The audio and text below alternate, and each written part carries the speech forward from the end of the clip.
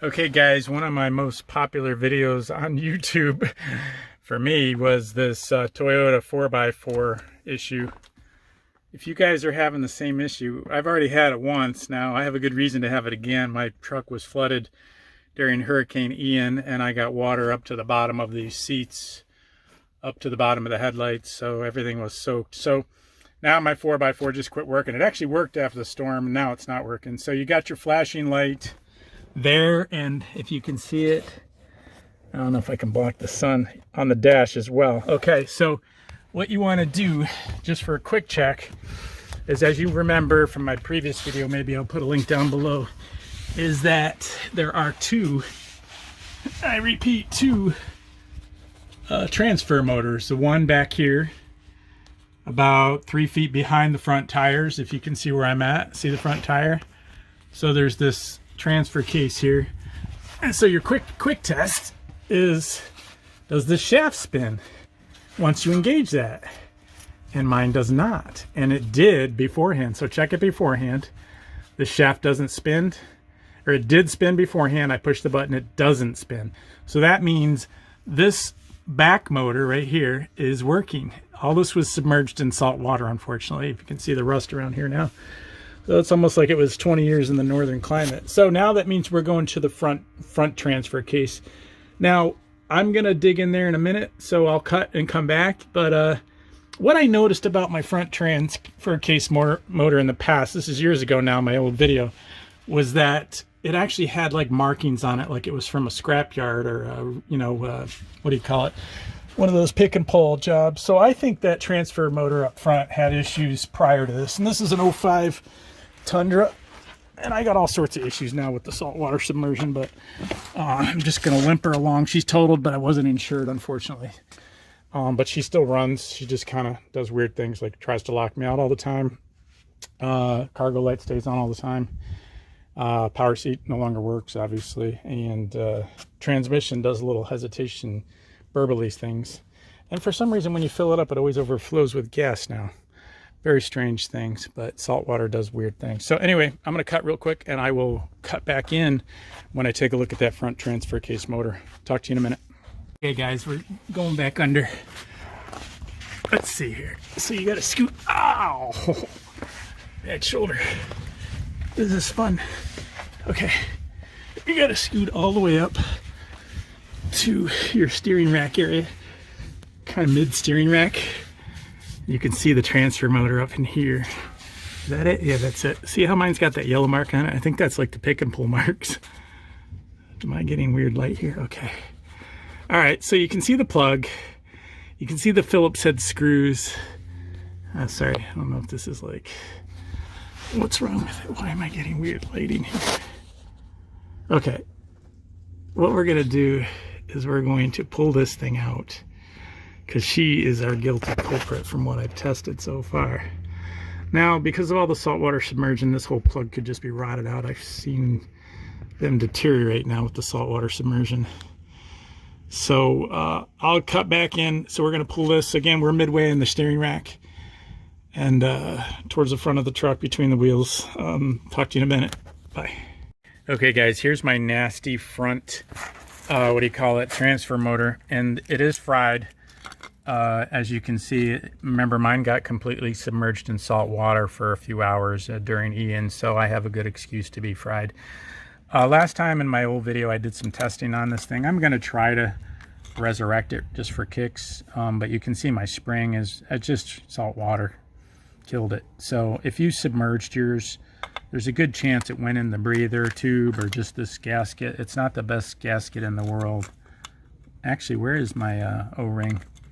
Must be still on the truck. But anyway, how do you get this thing off? Well, it's a little tricky because it's up behind the steering rack and stuff, but the best way to do it is, you're dealing with 4 Phillips heads like this. They're chunky ones. So the best thing to do is to use a socket wrench with some different extensions. You're going to need different extensions because you're kind of fighting between brake lines or hydraulic hoses in the steering rack. So you're going to have to find some space to turn the socket wrench. But once you get these in here and put some pressure on it, obviously I soaked it in Blaster WD-40 first, gave it 10 minutes of soaking with that, and then including the plug, I soaked the plug, and the breather hose. Just soak everything with WD-40 Blaster. So these fit nice and tight. Get one of these kind of blunt ends, you know, made exactly. Don't strip them because you'll be in deep dew, because these aren't that easy to access. They're doable. It's mostly by touch and feel unless you have a really good light. But down under there, you're gonna not have a ton of lighting. So they all crack loose pretty easy. These came out very nicely. And then I've got this rusty mess. And I imagine that it went into that electrical motor too, but I'm gonna clean her up and see if I can get her spinning. I don't know if you guys recall my old video, I'll put a link to it. But you can put a 12-volt battery on these two top contacts. I think it's the two top ones. And just jumper it off a jumper cable. And you can run the motor and see if it still spins. So I'm gonna clean the heck out of mine and see if I can resurrect it just for kicks. Otherwise, I'll just be buying a used one of these or a new one of these and popping it back in, hopefully. All right, hope that helps you guys. I'll splice in what I learned in a little bit. Bye. Okay, guys, I have to make a correction on what I said about the contacts earlier. This is the internals of the motor. Now, I've cleaned it out pretty good. I've sprayed it with everything and flushed it with electrical cleaner, WD-40, you name it. So it's going to have to be re-greased, but here's what you got to do. You see, I just took a battery off the bench, just one of my motorcycle batteries and some jumper cables, and I just got some hot leads here. And what you want to do is to test your motor, which usually they work. So basically it's these two. Can you see that right up here? It's this guy and this guy. Am I touching? Yeah, these two guys. And the motor spins like a banshee. So I also noticed I had a really bad corrosion on this, which I just scrubbed with some sandpaper. So because of my saltwater submersion, this thing's pretty wasted, but I'm going to give her the Hail Mary, see if I can get her working again. So I've scrubbed all this, and I will now reassemble. Now, the positioning of this thing, I'll give you an update on that. I think I got the theory on that, if I recall, from a few years ago, but I'll get back with you in a minute. So touch those two contacts. Again, one more time, up here and here, and you'll get a spin, most likely. Talk to you later. A second. Quick correction on this. Just put the hot lead here. So if the hot one's on here and your negative's on here, you should get movement. Talk to you. Just wanted to make that clear. Hot on the left side there. Hot down here. Thanks. Bye. Okay, guys, you're probably wondering how this thing goes back together. Well, me too, but here's the deal. This little plastic clip can only go on one way because it's got a little, you know, squared off collar, so that's not a problem. Now, how do you plug this thing back into here? Because you probably got disoriented when you took it off, which is the case. Now, what I'm assuming right now, be careful of assuming, but I'm going to test it for you ahead of time. These three little contacts should go right here. You can kind of study the scrape marks where the thing traveled in the past. So I believe they start here. And that kind of makes sense because these guys, would then be bridging. They kind of go up and down and are bridging these two contacts. And you can see the slide marks on here, the wear marks. So what we're going to do is we're going to line this up. First, we would put tons of dielectric grease in there, which I'm going to do. And you can see right up top there, can you see that contact right where I've got the light kind of shining now? What we're going to do, hang on, let me line it up for you. Well, the little prongy thing goes in the hole. Okay, let's see. There we go. Okay. All right. So if you can see that, right down in here, that one contact. Oops, she fell over on me. Let me get over here. All right. Right down in here, the one contact, as you can see, is at start point there. So then the other three fell in line. And then, as you recall, you know, we're mated up here. We're meshed in. Yeah, I think we're all the way in. Oh, no, she wasn't all the way in, but I shoved it in all the way now. But we're going to grease her ahead of time, remember. Now, let me see if that is lined up. Yes. See that? Can you see down in there? Let me see here. If I can get some better lighting. Here we go. You can kind of see where that is making yeah, she's right at the beginning of that contact. So hopefully that is going to be our position. So what I'm going to do to test it for you guys is I'm going to grease her up with my dielectric grease. I'm running a little low on it, so I called a friend, a neighbor. Hopefully he has a boatload of it. and I'm going to grease the heck out of it. I'm going to put it back in there. I'm going to test run it by leaving it unfastened, but I'm going to plug her in. So I'm going to dielectric grease that too. My O-ring is, I found that it's on the truck. I cleaned it up. I cleaned the housing out as best as I can on the truck, sprayed it with everything, and we'll give her a test run and see if she is happy. Now, since I left it off, she should have cycled probably into this position. I'm going to turn it on and then go on and plug it in, and it should cycle in the other direction. It should, I think it rotates clockwise to engage. Well, remember this thing goes in like this, so theoretically I still believe it's clockwise. In other words, if I were able to stick a tooth socket in the four-wheel drive, I think you want to rotate it clockwise. So let's see, clockwise means that this is coming back that way.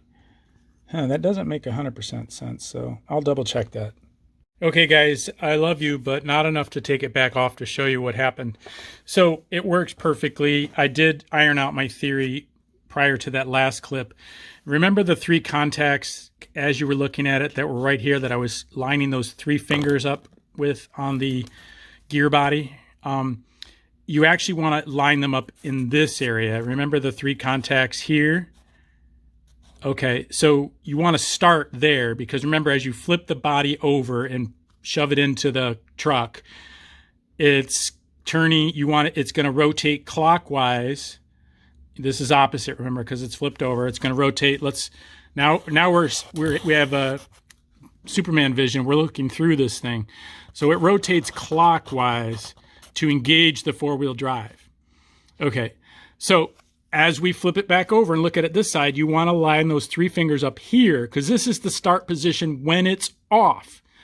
And as you flip it around and it rotates clockwise, it heads this direction. And that's the end of the stroke. So it goes in this stroke, as you remember the last video. Start here. So assemble it where those 3 contacts are touching those 3 tabs. And as it spins to engage, it will end here. And you can see the scrape marks, remember, along your silver paths, and you're golden. Okay, so it works perfect. I greased the devil out of it. I got my O-ring and I put even more grease on that and stretched it around the body on the truck. Don't put it on this cup.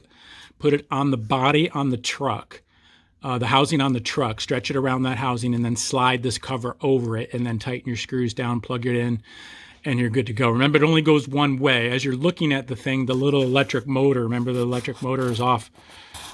Well, in this position, remember, it's going to be like this. Electric motor is over here when it's in the truck. This is the top of the frame, and this is you underneath the truck looking up.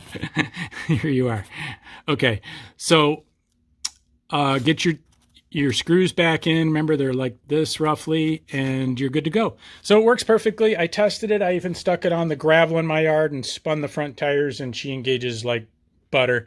So you can even resurrect her from a nightmare of salt water submersion from a hurricane.